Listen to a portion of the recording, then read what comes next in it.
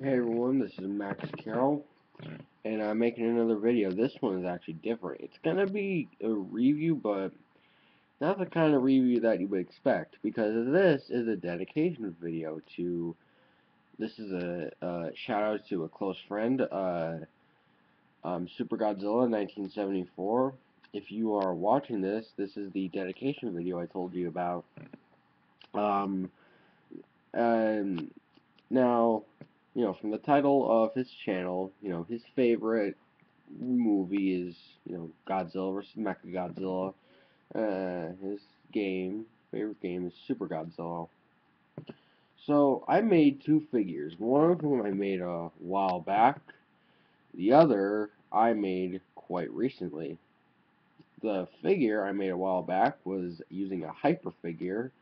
If you don't know what hyper figures are, basically think of them as miniature Bandais. Just think of them as this, except 4 inches tall.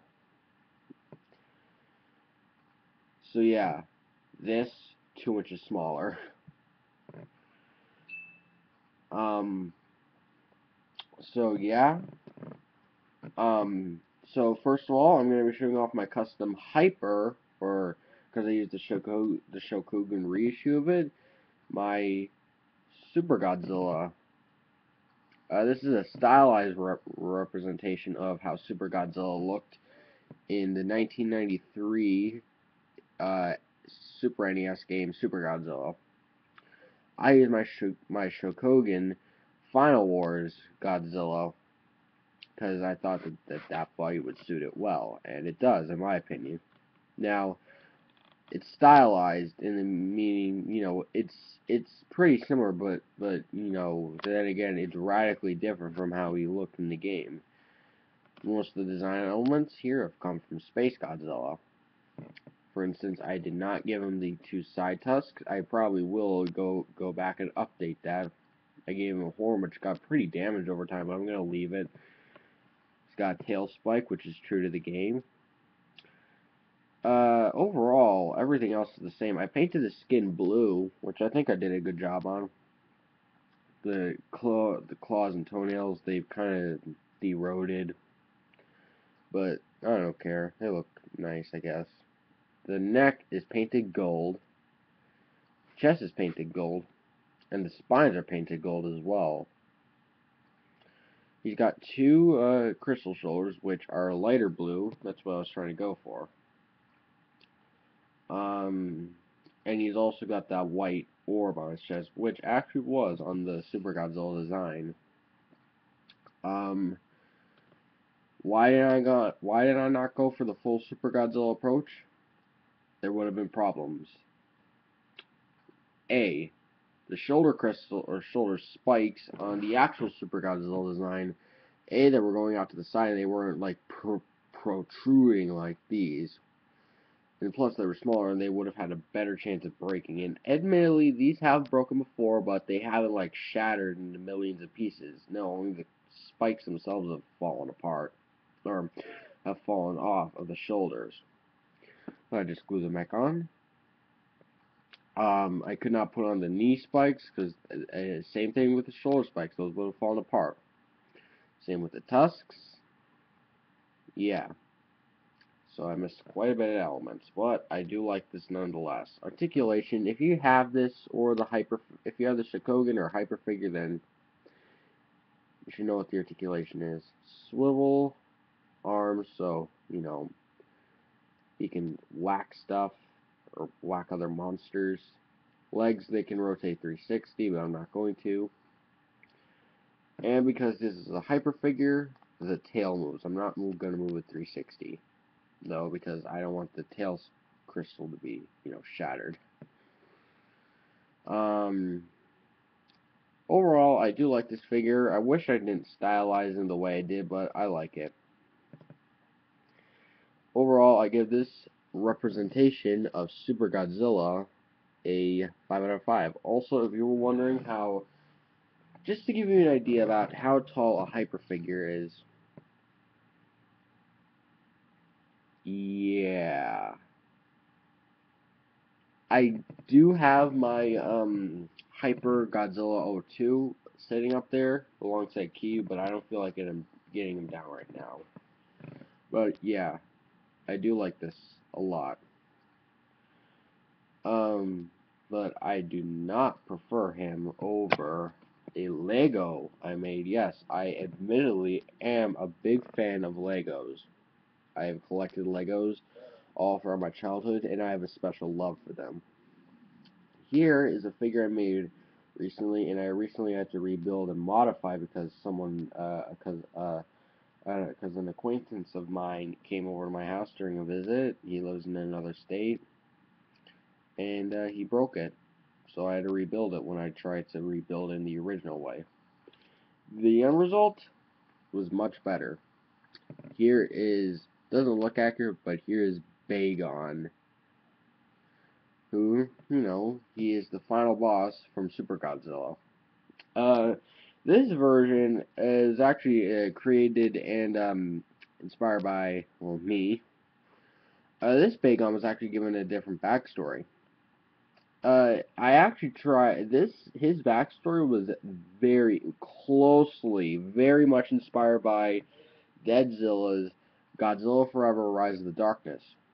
And I actually do want to kind of make a sequel to that if I can get permission. So at the very end, Space Godzilla, after being defeated, that's how I assume it's going to go down. Space Godzilla is defeated and repelled from Earth. He runs into Bagon. The story about Bagon, he was created in the late 1930s on another planet who, at the time, they wanted to conquer 800 worlds. The first world that they wanted to conquer was, Earth. So, scientist Dr. Flanix created Project Knifehead. Yes, Knifehead from the Pacific Rim Kaiju because, the big spike on his head. Created Bagon, but then he kind of adopted Bagon as sort of his son, and Bagon became very gentle. He's powerful, but he became very gentle, and he became very hesitant to do violent things.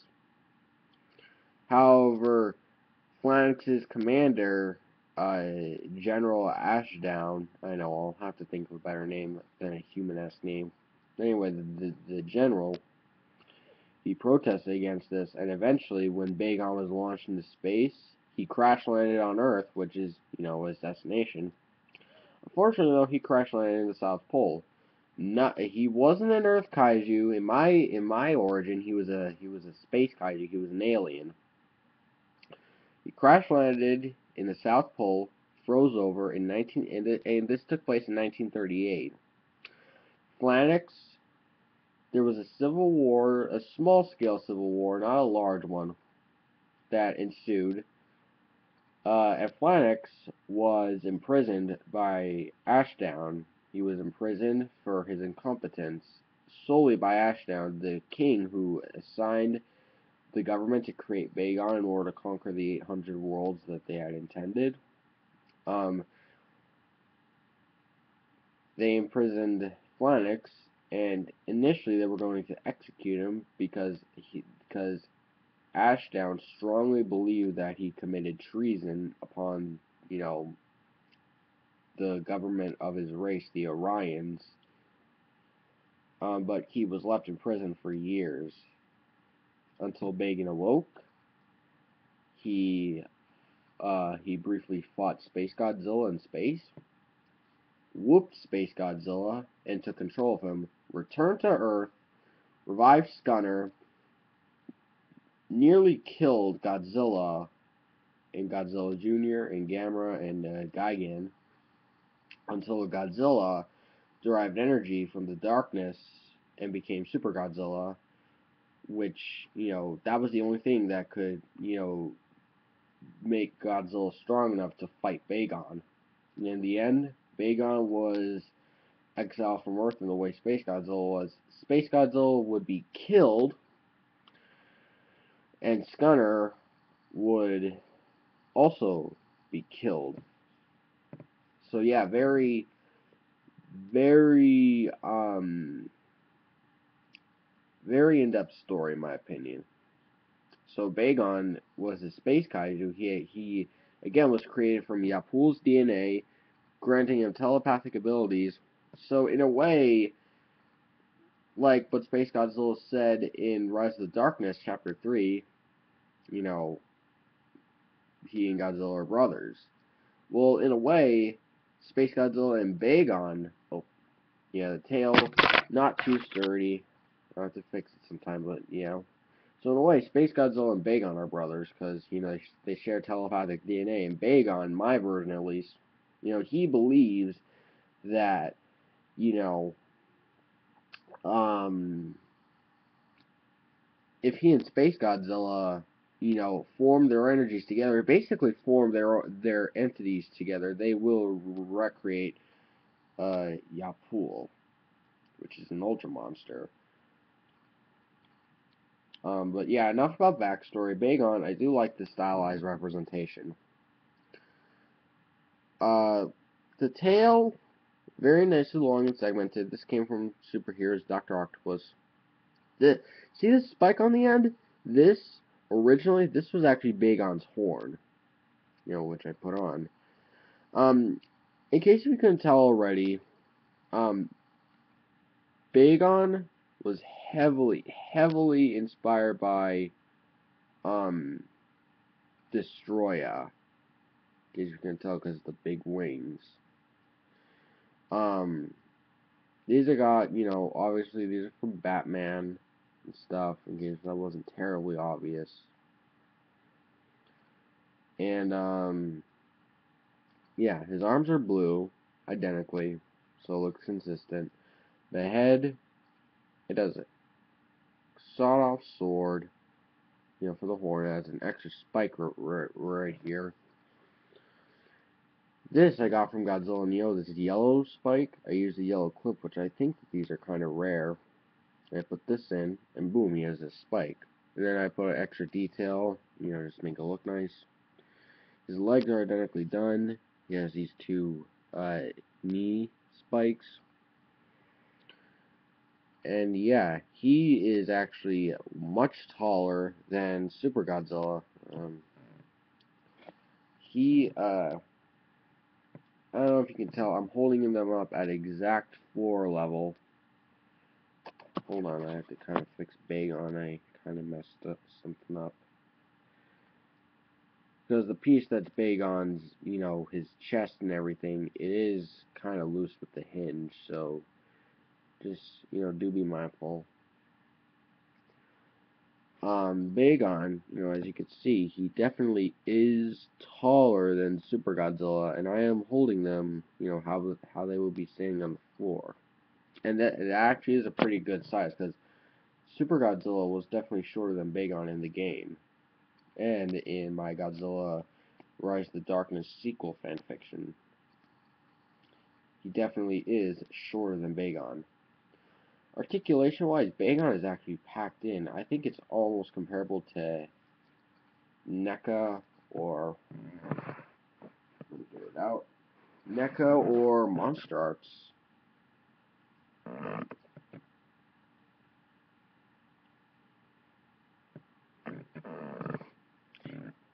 First of all, yeah, the chest does have a tendency to pop, off of the body. First of all, let me remove the tail, because I don't want it to, break. The tail, it's all segmented, and the spike can rotate. And the tail can rotate at the base right here. And it can rotate right here when you attach it onto the body. Very nicely segmented, very cool. Just like Monster Arts.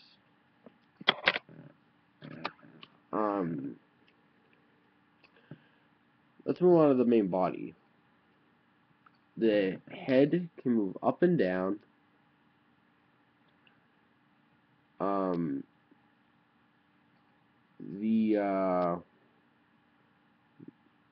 Let me just pull this off, because it's easy. The arms, they can move in and out. You kind of have to force them, but they can move, up and down. The elbow can bend. Hand can move, although it's not supposed to. The wings, they can, move up and down to create a flying thing. The body, actually, let me attach this for it. The body can move, if the tail wasn't attached, well, this is how it's supposed to work. Put the tail on. The body, it can't move very far back, just that much, but it can move pretty, um, pretty far forward. Just like that. So you can look like straight down at his humans, or, you can put them into flying positions. Let me, take stuff off. His legs can move up and down, in case if I wanted to make them for stop motions. Same color, same build, same everything. Also, the torso can move like this, so, side to side movement. The knees can bend stuff, and also it can rotate the waist, and the feet can move up and down. So, pretty packed in, especially for a Lego figure.